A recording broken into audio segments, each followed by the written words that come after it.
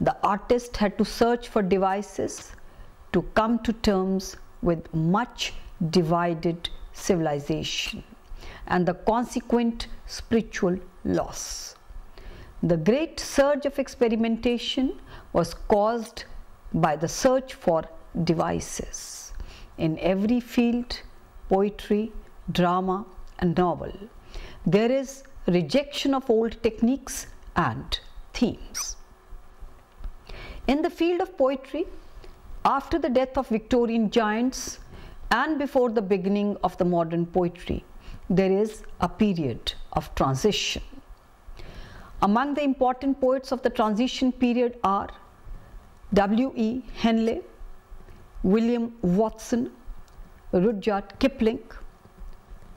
Three poets of this transition period stand apart from the rest. These are Francis Thompson, A.E. Housman and Robert Bridges. After the poets of transition, there flourished a group of poets which came to be known as Georgian group. The technique of Georgian poetry derives from early and later 19th century Romantic poetry. Poetry written during this time displays a limited range of feelings and mostly stereotyped techniques, but the First World War gave it an impetus. Among the notable poets are Rupert Brooke, Wilfred Owen, Walter de la Mare and Edward Thomas. The first half of the 20th century saw a revolution in poetic taste in England, comparable to that which occurred at the end of the 17th or at the end of the 18th and beginning of the 19th century. A group of young poets gathered round T.E. Hume and were forging out new conceptions of the way in which poetry should be written.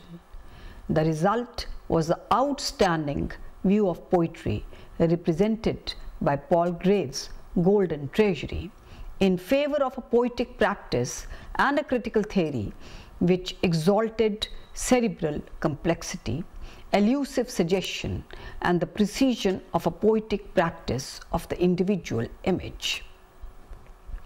One poet who needs to be mentioned is Hopkins. Hopkins' technical innovations are unparalleled in the history of English poetry. He did so much which was totally new that he was obliged to invent a new terminology to describe his creative principles and technical procedures.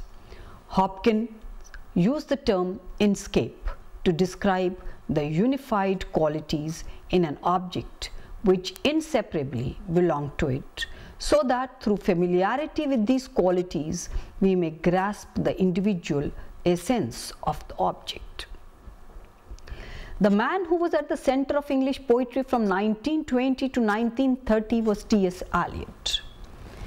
Eliot had his own generation in his bones and the poets of the past in the background. In his earlier period is the poetry of the disillusion, irony, disgust, the contemplation of the trivial, sordid, empty world. But in the wasteland, his imagination takes a higher flight, surveying the desolate scene with searching gaze, relentlessly uncovering its baffling contrasts, looking in vain for a meaning where there is only a heap of broken images, where the sun heats and the dead tree gives no shelter, the cricket no relief, and the dry stone no sound of water. W.B. Yeats was the giant of the first half of the 20th century. No other poet in English during his time had his stature. His total achievement remains astonishing. Around 1930s, there was an expansion of higher education. Literature after 1930 was coming to be written and read by those with a new outlook and new interest that were more earnest and more straightforward than what had gone before. Literature should be intelligent and commonsensical became an accepted view. Although the best-known poets of the 1930s followed Pound and Eliot in their satire and terse colloquialism, for the most part, they did not continue the symbolist side of the work. This partial lack of continuity was an indication of the new social and political conditions that were being reflected in the writing of the period before World War II. Some of the most moving poetry of the decade was written, in fact, by poets who were weighing and questioning the demands of their political belief and their capacity to respond to them. One of the most recurrently discussed topics in the 30s was the relationship of the poet and poetry to politics. What lay behind the poetic literature of the age was not any view of it that could be intellectually formulated, but rather a general sense of its malaise. Consequently, there emerged a literature of protest at the spectacle of human misery that seemed intolerable in the light of the technological progress the century had made. W.H. Auden, Stephen Spender, Cecil Day Lewis, Louis MacNeice received the largest share of attention among the poets of 1930. These poets were known after one of Spender's more popular poems as the Pylon poets, the poets who had introduced the imagery and landscape of industrialism into English poetry. The age when Auden, Day-Lewis, MacNeice and Spender wrote demanded that poetry should have social reference, but the poetry of Dylan Thomas had no social reference.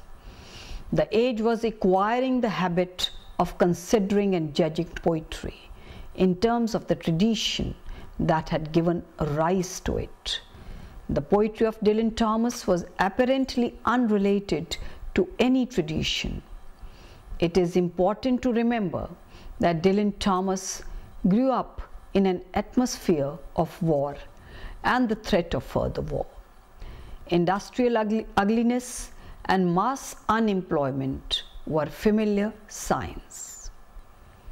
His experience of these things, however, and his reaction to that experience were very different from those of most of the English writers of that generation. For him, there was nothing of shocked reaction on the dismal condition that prevailed. And the reason lies in his heritage and his environment, as well as in his individual temperament. He was not at all what came to be known in the 1930s as a working class writer. In terms of its modernism, as well as in terms of its emphasis on political ideology, though not in other respects, the 30s may be regarded as something of a diversion in the development of English poetry. The apparent unity of concern of many of the older poets disappeared with the end of the decade and the dramatic changes in political and economic climates. Development in English drama in the early years of the 20th century showed a complex interaction of indigenous forces and continental influences. Henrik Ibsen's drama of social comment came to dominate the English theatre in the 1890s. From the time of Shakespeare, the staging of the plays was the monopoly of London theatre only. The Irish theatre movement, established in the year 1901, and the repertory theatre in England brought about the decentralization of the drama, which became the most important development in English theatrical history since the 16th century. 5 or 6 individuals were responsible for launching the new theatre movement in Ireland, namely W.B. Yeats, Edward Martyn, George Moore, Lady Gregory, William Faw and Frank Faw. The Irish National Theatre Society had Yeats as its president. The Abbey Theatre Company came into being with Yeats, Lady Gregory and later Synge as dramatists. The style of the Abbey Theatre was rooted in realism, which cleared the ways for later developments on the English stage. The chief contribution of the repertory movement in England was that it made attempts to free the theatre from the dictatorship of the financier and the actor-manager. It also inspired the theories of dramatic art. The most fruitful early repertory experiment in London was conducted at the Court Theatre from 1904 to 1907 by J.F. Wedren and Granville Barker, who himself was a playwright of fair repute.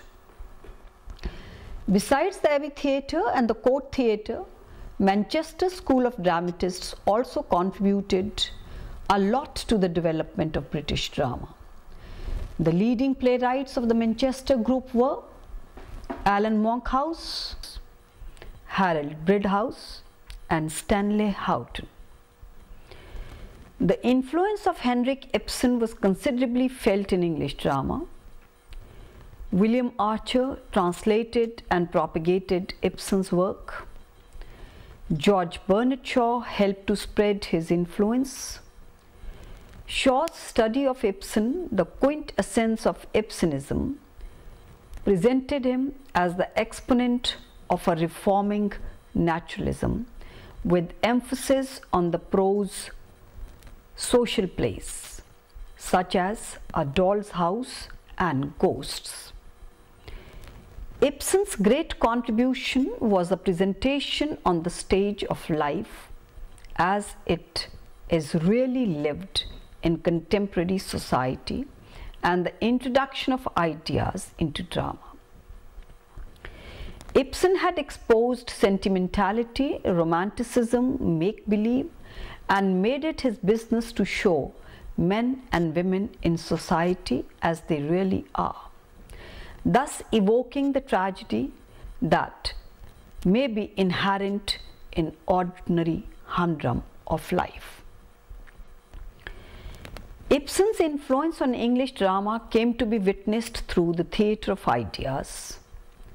Shaw, Galsworthy and Granville Barker wrote meaningful social plays. George Bernard Shaw was a writer of forceful plays. He got to know the stage through and through. He also knew what one could do away with scenery, with moving people about dramatically.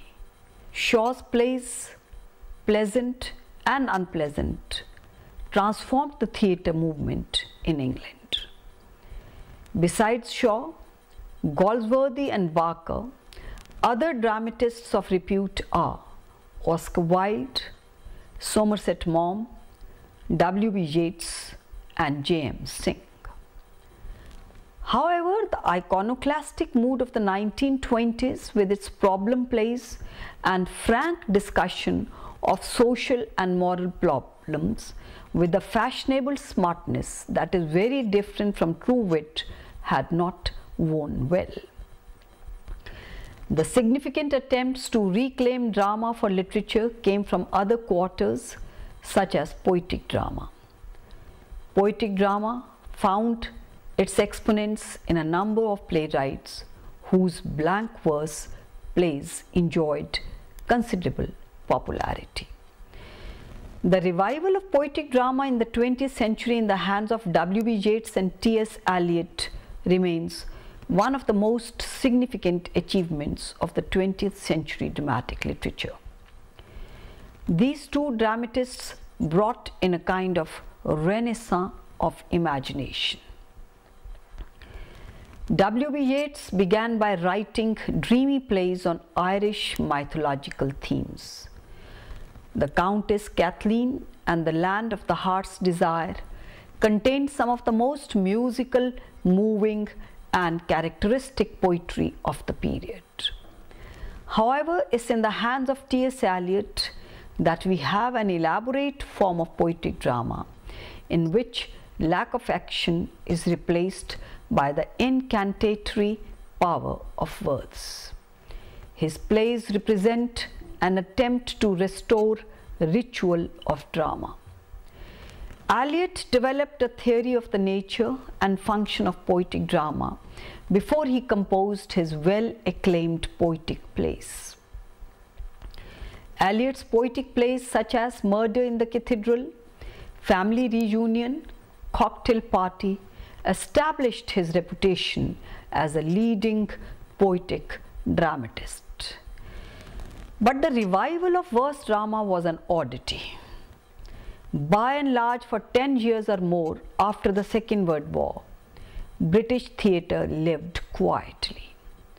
Most directors, actors, and authors were content to maintain a much narrower theatrical tradition without brand names or manifestos. English novel in the Victorian age was rooted in the social world. Fortune, status, and marital position were all important for the Victorians, as for the 18th century novel. This presentation by the novelist of his world as a wholly objective world determined in a large manner his technique. Like a showman, he could reflect the world with confidence because the reader also shared with him his knowledge of the world. But the modern novelist has been faced with two major problems, one moral and another psychological. The moral problem concerns the value of experience because the modern novelist has come to believe that some quiet, ordinary incident or situation or object encountered in daily experience has an intense symbolic meaning. The construction of a plot pattern based on the subtle and private interpretations of the significance in human affairs has brought the novel out of the public arena of value. The psychological problems concern the nature of consciousness and its relation to time. The shift from the outward detail to the inward significance required some subtler technique.